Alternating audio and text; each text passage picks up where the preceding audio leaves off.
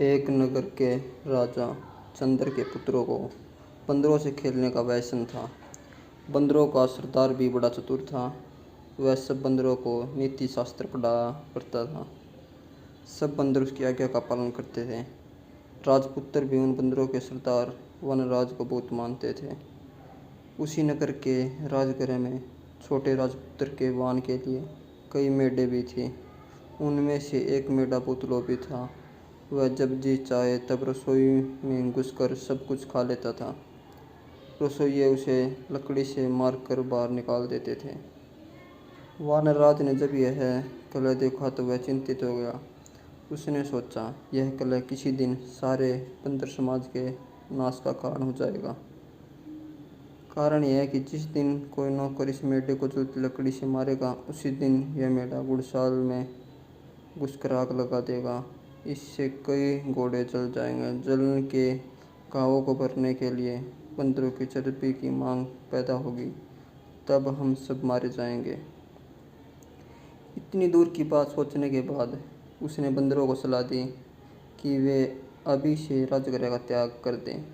किंतु उस समय बंदरों ने उसकी बात को नहीं सुना। राजगृह में उन्हें मीठे मीठे फल मिलते थे। उन्हें छोड़कर वे कैसे जाते। उन्होंने बंदरराज से कहा कि बुढ़ापे के कारण तुम्हारी बुद्धि मंद पड़ गई है। हम राजपुत्र के प्रेम व्यवहार और अमृत समान मीठे फलों को छोड़कर जंगल में नहीं जाएंगे। वानरराज ने आंखों में आंसू भरकर कहा, मूर्खों, तुम इस लोभ का परिणाम नहीं जानते। यह सब तुम्हें बहुत महंगा पड़ेगा। यह कहकर वानरराज स्वयं राजगृह छोड़कर वन में चला गया। उसके जाने के बाद एक दिन वहीं बात हो गई जिससे वानरराज ने वानरों को सावधान किया था। एक लोभी मेढ़ा जब रसोई में गया तो नौकर ने जलती लकड़ी उस पर फेंकी।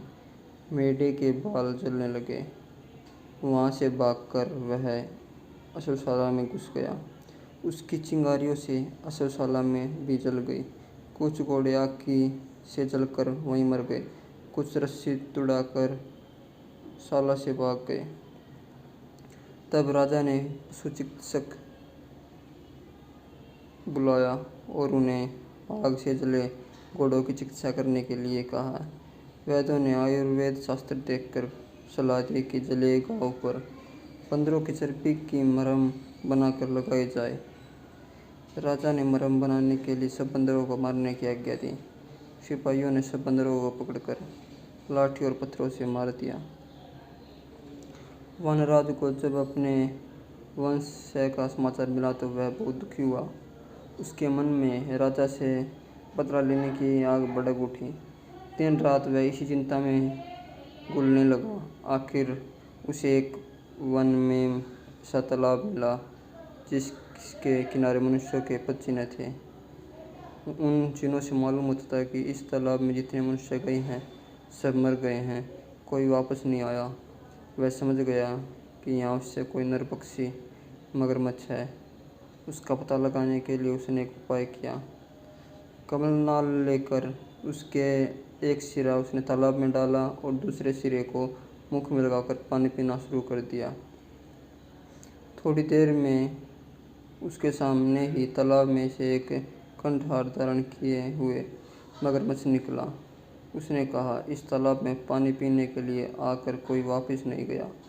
तूने कमलनाल द्वारा पानी पीने का उपाय करके विलक्षण बुद्धि का परिचय दिया है। मैं तेरी प्रतिभा पर प्रसन्न हूँ। तू जो वर मांगेगा मैं दूंगा। कोई सा एक वर मांग ले। वानरराज ने पूछा, मगर राज, तुम्हारी भक्षण शक्ति कितनी है? मगर राज, जल में मैं सैकड़ों सहस्त्रों पशु या मनुष्य को खा सकता हूँ, भूमि पर एक गिदड़ भी नहीं। वानरराज, एक राजा से मेरा वैर है। यदि तुम यह कंठहार मुझे दे दो तो मैं उसके सारे परिवार को तालाब में लाकर तुम्हारा भोजन बना सकता हूँ। मगर राज ने कंठहार दे दिया। वानरराज कंठहार पहनकर राजा के महल में चला गया। उस कंठहार की चमक दमक से सारा राजमहल जगमगा उठा।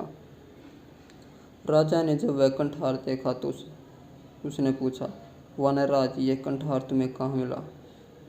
वानरराज ने कहा, राजन, यहाँ से दूर वन में एक तालाब है। वहाँ रविवार के दिन सुबह के समय जो गोता लगाएगा उसे वह कंठार मिल जाएगा।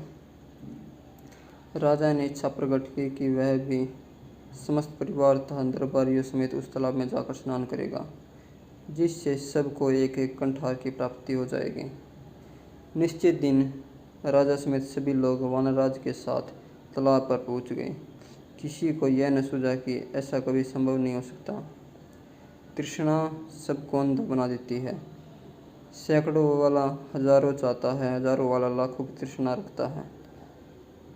लखपति करोड़पति बनने की धुन में लगा रहता है। मनुष्य का शरीर जराजीर्ण हो जाता है, लेकिन तृष्णा सदा जवान रहती है। राजा की तृष्णा भी उसे उसके काल के मुक्त पर ले आई। सुबह होने पर सब लोग जलाशय में प्रवेश करने को तैयार हुए। वानराज ने राजा से कहा, आप थोड़ा ठहर जाइए, पहले और लोगों को कंठार लेने दीजिए। आप मेरे साथ जलाशय में प्रवेश कीजिएगा। हम ऐसे स्थान पर प्रवेश करेंगे जहाँ सबसे अधिक कंठार मिलेंगे। जितने लोग जलाशय में गए सब डूब गए, कोई ऊपर न आया। उन्हें देरी होती देख राजा ने चिंतित होकर वानराज की ओर देखा। वानराज तुरंत वृक्ष की ऊंची शिखा पर चढ़कर बोला, महाराज, तुम्हारे सब बंधु बांधवों को जलाशय में बैठे राक्षस ने खा लिया है। तुमने मेरे कुल का नाश किया था, मैंने तुम्हारा कुल नष्ट कर दिया। मुझे बदला लेना था, ले लिया। जाओ, राजमहल को वापस चले जाओ। राजा क्रोध से पागल हो रहा था, किंतु अब कोई उपाय नहीं था। वानराज ने सामान्य नीति का पालन किया था।